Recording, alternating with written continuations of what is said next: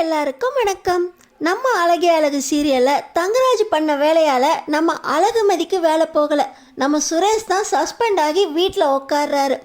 என்னது, சுரேஷ் மறுபடியும் சஸ்பெண்ட் ஆயிட்டாரா? ஆமாங்க, சுரேஷ் தான் சஸ்பெண்ட் ஆயிட்டாரு. அதுக்கு முக்கிய காரணமாக இருக்கிறது தங்கராஜ். என்னதான் நடந்துச்சு தெரிஞ்சுக்கிறதுக்கு முன்னாடி இந்த வீடியோக்கு ஒரு லைக் போட்டுக்கோங்க. ஸோ பார்த்தீங்கன்னா நம்ம அழகுமதி வேலைக்கு போகிறதுனால தான் நம்மளை நாமே பார்த்துக்கலாங்கிற கர்வம் அவங்களுக்குள்ளே இருக்குது. அந்த வேலையை அழிச்சிடலாமா அப்படின்னு பிளான் போட்டு நம்ம தங்கராஜ், சுரேஷ் இனிமே அழகுமதி உன்னோட சேர்ந்து சந்தோஷமா வாழ்வா, அவளோட கர்வத்தை நான் அழிக்கிறேன் அப்படின்னு சுரேஷுக்கு தைரியம் கொடுக்குறாரு. இன்னொரு பக்கம் நம்ம அழகுமதி காலேஜுக்கு போன இடத்துல கம்ப்யூட்டர் சயின்ஸ் டிபார்ட்மெண்ட் ஹெச்ஓடி, ஒன்னால தான் அழகுமதி இன்னைக்கு நம்ம காலேஜ்லேயே நம்ம ஸ்டூடெண்ட் முதல் ரேங்க் வாங்கியிருக்காங்க. அதுவும் நம்ம டிபார்ட்மெண்ட் ஸ்டூடெண்ட் யூனிவர்சிட்டியிலே ஃபஸ்ட்டு வந்து கோல்டு மெடல் வாங்கினது இதுதான் முதல் தடவை அப்படின்னு ரொம்ப பெருமையாக சொல்ல, நம்ம டிபார்ட்மெண்ட்டுக்காக நிறைய செய்யணும்னு ஆசைப்பட்றேன். ஆனாலும் என் வேலை டெம்ப்ரரியாக இருக்கிறதுனால நிறைய இடத்துல தடை வருது. ஒருவேளை என் வேலை பர்மனெண்ட் ஆயிடுச்சுன்னா இதை விட அதிகமாக இன்னும் நம்ம காலேஜுக்காக நான் செய்கிறவேன் அப்படின்னு நம்ம அழகுமதி ஹெச்ஓடி கிட்ட சொல்கிறாங்க. அதுக்கு என்ன அழகுமதி, கண்டிப்பாக ஒன்றா சீக்கிரமே பர்மனெண்ட் பண்ணுறதுக்கான வேலையை நான் பார்க்குறேன் அப்படின்னு ஹெச்ஓடி பிரின்சிபல் கிட்ட பேசுகிறதா நம்ம அழகுமதிக்கு வாக்கு கொடுக்குறாங்க. ஒரு பக்கம் நம்ம அழகுமதியோட வேலை போகணும் அப்படின்னு தங்கராஜ் சுரேஷுக்கு வாக்கு கொடுக்குறாரு. இன்னொரு பக்கம் காலேஜ் ஹெச்ஓடி உன் வேலை பர்மனெண்ட் ஆகிறதுக்கு நான் பொறுப்பு அப்படின்னு அழகுமதிக்கு வாக்கு கொடுக்குறாங்க.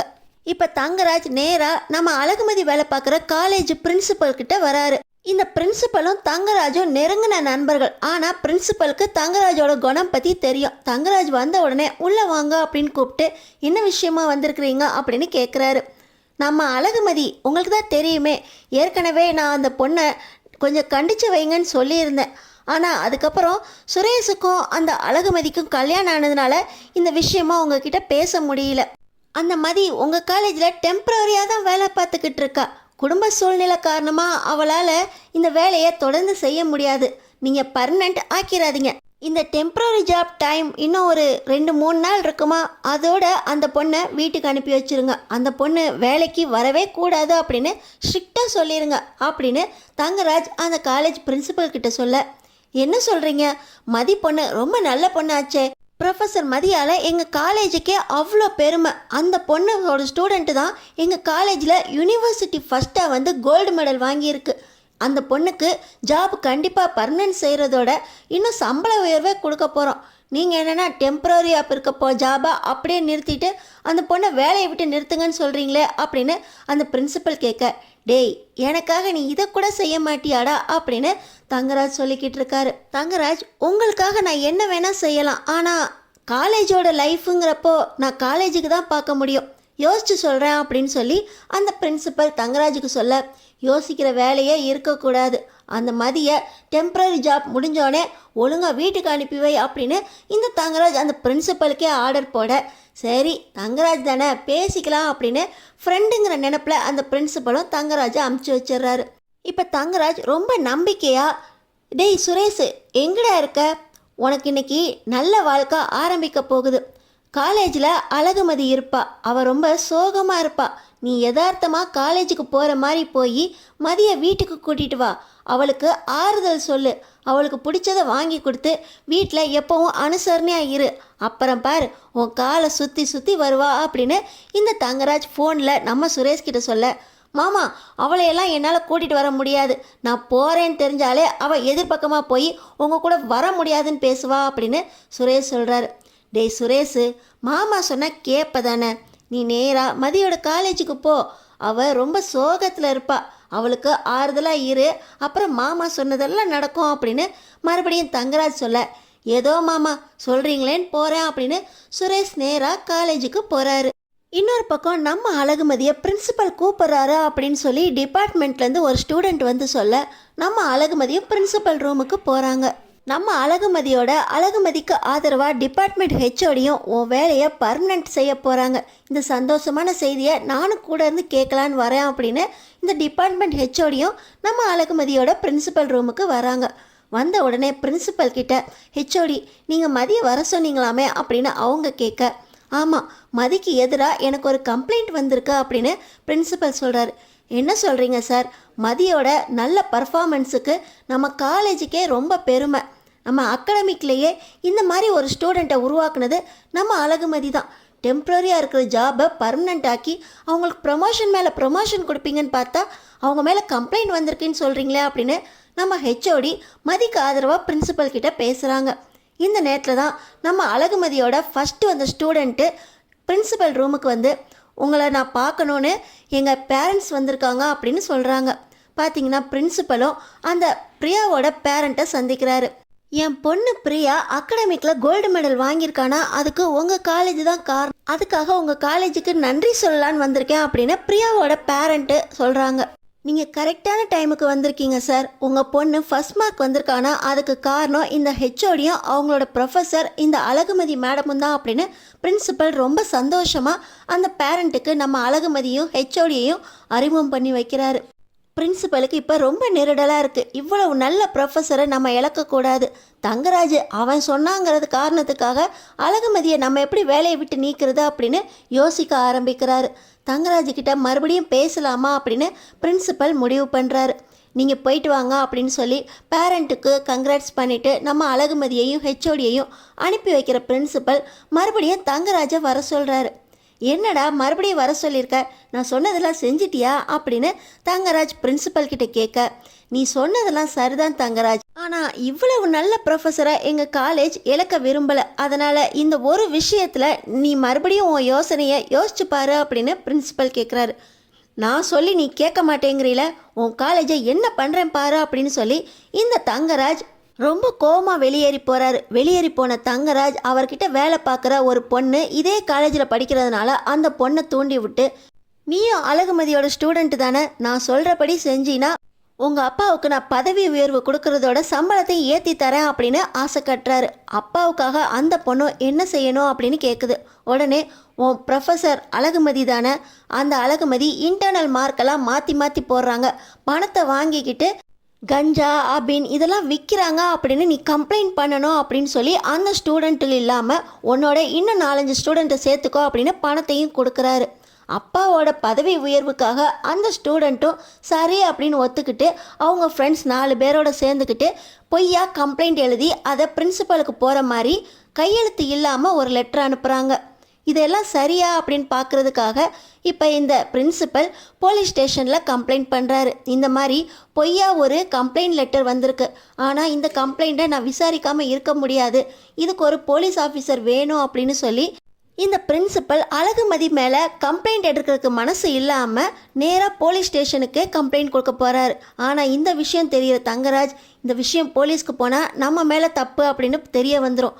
அதனால் சுரேஷையே இந்த கேஸை டீல் பண்ண வச்சு அழகுமதியை விரட்டி விட்டுலாம் அப்படின்னு பிளான் போட்டு, சுரேஷ் எனக்கு தெரிஞ்சவன் தான், இவன் எஸ்ஐயாக வேலை பார்க்குறான், இவன் இந்த கேஸை விசாரிப்பான் அப்படின்னு சொல்லி சுரேஷை அனுப்பி வைக்கிறாரு தங்கராஜ். ஆனால் பிரின்சிபல் பார்த்திங்கன்னா தங்கராஜ் மேலே நம்பிக்கை இல்லாமல், தங்கராஜ் என்னதான் ஒரு எஸ்ஐயை அனுப்பி வச்சாலும் நம்மளும் கம்ப்ளைண்ட் கொடுத்துருப்போம் அப்படின்னு சொல்லி இந்த பிரின்சிபல் போலீஸ் ஸ்டேஷனுக்கு கம்ப்ளைண்ட் பண்ண அங்கேருந்து இன்ஸ்பெக்டர் இன்னொரு எஸ்ஐயும் காலேஜுக்கு இந்த விசாரணைக்காக அனுப்பி வைக்கிறாரு. இந்த நேரத்தில் தான் தங்கராஜ் சொன்னார் அப்படிங்கிற காரணத்துக்காக சுரேஷும் நம்ம அழகுமதி மேலே இருக்கிற கம்ப்ளைண்ட்லாம் உண்மையா அப்படின்னு விசாரிக்கிறதுக்காக காலேஜுக்கு வராரு. இன்ஸ்பெக்டர் அனுப்பி வச்ச எஸ்ஐயும் காலேஜுக்கு வராரு, சுரேஷும் காலேஜுக்கு வராரு.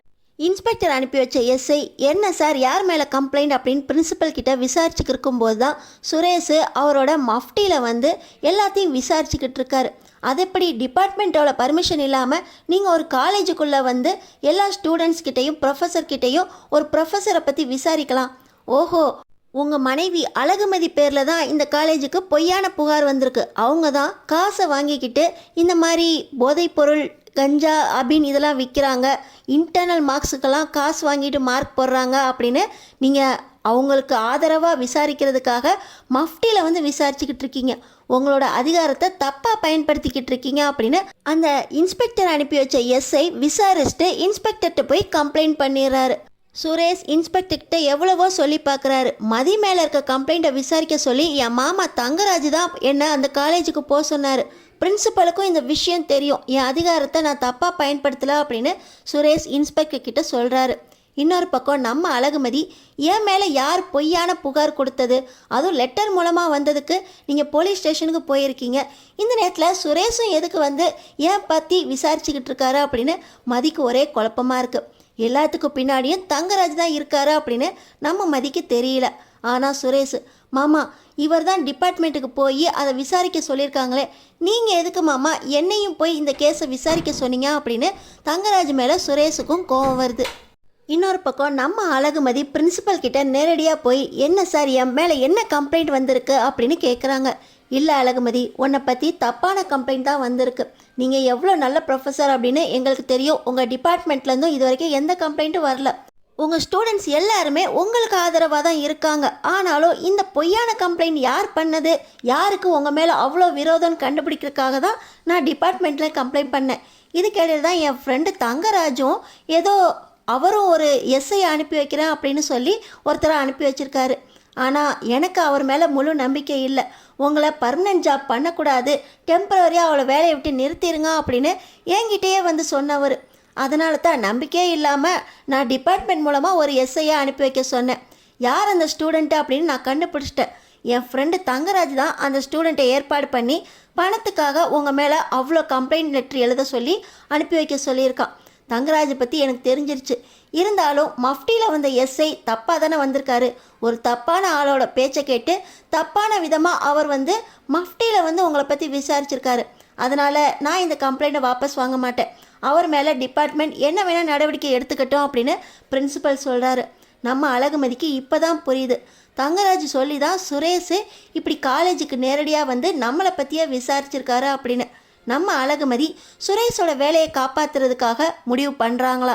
இன்னொரு பக்கம் நீங்கள் எதுக்கு மஃப்டியில் போய் உங்கள் மனைவியோட வேலையை காப்பாற்றுறதுக்காக உங்கள் அதிகாரத்தை துருப்பியோகம் பண்ணியிருக்கீங்க? ஒரு காலேஜுக்குள்ளே எந்த போலீஸும் மஃப்டியில் போய் விசாரணை நடத்தக்கூடாது. இது உங்களுக்கு தெரியாதா?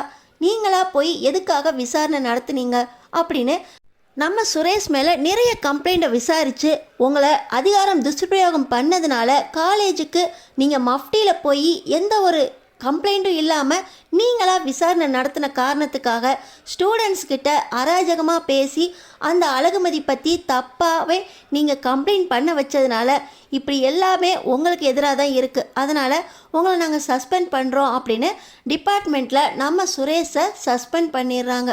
சுரேஷோட சஸ்பெண்டுக்கு முழுக்க முழுக்க பின்னாடி இருக்கிறது தங்கராஜ் தான். இன்னொரு பக்கம் ப்ரொஃபஸராக நம்ம அழகுமதி நல்ல பர்ஃபார்மன்ஸ் பண்ணியிருக்காங்க அப்படிங்கிற பெருமை காரணமாக நம்ம அழகுமதிக்கு ஜாப் பர்மனெண்ட் ஆகுது. பிரின்சிபல் ரொம்பவே பாராட்டி இதுக்கு ஒரு பாராட்டு விழாவும் வைக்கிறேன் அப்படின்னு சொல்லி நம்ம அழகுமதிகிட்ட சொல்லி வீட்டுக்கு அனுப்புகிறாங்க. நம்ம அழகுமதி வீட்டுக்கு ரொம்ப சந்தோஷமாக பர்மனெண்ட் ஜாப் ஆயிடுச்சு அப்படின்னு ரேவதி கிட்ட சொல்லி சந்தோஷப்பட்டுக்கிட்டு இருக்கும்போது மாமாவால் என் வேலை போயிடுச்சு, நான் மறுபடியும் சஸ்பெண்ட் ஆகிட்டேன் அப்படின்னு ரொம்ப சோகமாக நம்ம சுரேஷ் தங்கராஜ் வீட்டுக்கு வராரு. தங்கராஜ் என்ன நினச்சாரோ அதுக்கு ரிவர்ஸ் ஆயிடுச்சு. தங்கராஜுக்கே அது பேக் ஃபயர் ஆயிடுச்சு. சுரேஷுக்கு தெரியும் தங்கராஜ் தான் தன்னை இல்லீகலாக போய் காலேஜில் போய் விசாரிக்க சொன்னது. நம்ம அழகுமதிக்கும் பிரின்சிபல் மூலமாக தெரிஞ்சிருச்சு தன்னை பற்றி தப்பான கம்ப்ளைண்ட் கொடுக்க சொன்னது தங்கராஜ் தான் அப்படின்னு. இப்போ தங்கராஜால் தான் சுரேஷுக்கும் வேலை போயிருக்கா அப்படின்னு அழகுமதிக்கும் புரியுது. ஆனால் இந்த முட்டாள் சுரேஷுக்கு அழகுமதியை பற்றி நம்ம விசாரிக்க போனதுனால அழகுமதி தான் டிபார்ட்மெண்ட்டில் சொல்லி நம்ம வேலையை போக வச்சிட்டா அப்படின்னு அழகுமதி மேலே கோவப்படுற நம்ம அழகுமதி கிட்ட சுரேஷ் முதல் முறையாக நான் உன்னை பற்றி விசாரிக்க வந்தது உண்மைதான், ஆனால் எனக்கு இதெல்லாம் பொய் அப்படின்னு தெரியாது. மாமா தான் சொன்னார் உன்னை பற்றி காலேஜில் பொய் புகார் வந்திருக்கு, அதை பற்றி நான் விசாரிக்கணும் அப்படின்னு மாமா சொன்னார். அதுக்காக தான் உன் காலேஜுக்கு வந்தேன். ஆனால் அதையே ரிவர்ஸ் ஆக்கி நீ என் வேலை போக வச்சிட்டில அப்படின்னு இப்போ சுரேஷ் நம்ம அழகுமதிக்கிட்ட ரொம்பவே கோவப்படுறாரு. சுரேஷோட கோபத்துக்கு காரணம் நான் இல்லை அப்படின்னு நம்ம அழகுமதி சொல்ல வரப்போக நீ எதுவும் பேச வேண்டாம், இதுக்கும் ஒரு லெக்சரர் எடுப்பியே, உன் திட்டம்லாம் சரியாக போச்சு தானே, என்னை பற்றி ஏன் ஸ்டேஷனுக்கே வந்து நான் உன் மேலே கோவப்பட்டேன், வீட்டை விட்டு விரட்டினேன், அடிக்க கை வாங்கினேன், மிரட்டினேன் அப்படின்னு சொல்லி கம்ப்ளைண்ட் பண்ண வந்த ஸ்டேஷனில் உன்னால் என் மேலே ரொம்ப கெட்ட பேர். இப்போ என் வேலை மறுபடியும் போகணும்னு பிளான் போட்டு உன் காலேஜுக்கு வர வச்சு என் வேலையை போக வச்சிட்டில அப்படின்னு ரொம்பவே சுரேஷ் அழகுமதி மேலே கோவப்படுறாரு. ஆனால் நம்ம அழகுமதியை ஒரு வார்த்தை பேச விட மாட்டேங்கிறாரு. உன்னை நான் சும்மாவே விட மாட்டேன், உன் வேலையும் கண்டிப்பாக போகுண்டி, இந்த வேலை இருக்கிறதுனால தான் கர்வத்தில் இவ்வளோ திமிர் பிடிச்ச அலையிறில அப்படின்னு மறுபடியும் கத்திக்கிட்டே இருக்காரு சுரேஷ். நம்ம அழகுமதி ஒரு நேரத்தில் பொறுமை இழந்து உங்கள் வேலை போகிறதுக்கு காரணம் நான் இல்லை, உங்கள் மாமா தங்கராஜ் தான் அப்படின்னு ஒரே சத்தமாக போட, என் மாமாவை பற்றி பேசுகிறதுக்கு உனக்கு தகுதியே இல்லை அப்படின்னு நம்ம சுரேஷ் அழகுமதி கிட்ட சண்டை போட, உங்கள் மாமா கிட்ட இதை பற்றி விசாரிங்க அப்படின்னு நம்ம அழகுமதி சொல்ல, என் மாமா கிட்ட நான் எதுக்கு விசாரிக்கணும் அப்படின்னு மறுபடியும் சண்டை போடுறாங்க. நம்ம அழகுமதி இப்போ நம்ம தங்கராஜை நேரடியாக கூப்பிட்டு, நீங்களே விசாரிங்க, என்னை பற்றி பொய் புகார் கடிதம் அனுப்புனது யார் அப்படின்னு விசாரிங்க அப்படின்னு தங்கராஜை நடுவில் நிறுத்தி சுரேஷை விசாரிக்க சொல்ல, தங்கராஜ் திருன்னு முழிக்கிறாரு. தங்கராஜ் சுரேஷ் கிட்ட உண்மையை ஒத்துக்குவாரா? தங்கராஜ் சுரேஷ் கிட்ட கண்டிப்பாக உண்மையை ஒத்துக்கவே மாட்டார். அழகுமதியால் மட்டும்தான் மறுபடியும் நம்ம சுரேஷுக்கு வேலை திரும்ப கிடைக்கும். சஸ்பெண்ட் ஆன சுரேஷுக்கு மறுபடியும் நம்ம அழகுமதி வேலையை திரும்ப வாங்கி கொடுப்பாங்களா? நம்ம சுரேஷும் அழகுமதியும் ஒன்று சேர்றதுக்கு வாய்ப்பு இருக்கா? 2 பேரும் நண்பர்களாக வாழ்க்கையை தொடருவாங்களா? அடுத்தடுத்து என்ன நடக்க போகுதுன்னு தெரிஞ்சுக்கிறதுக்கு நம்ம சேனலை சப்ஸ்கிரைப் பண்ணி தொடர்ந்து பாருங்கள்.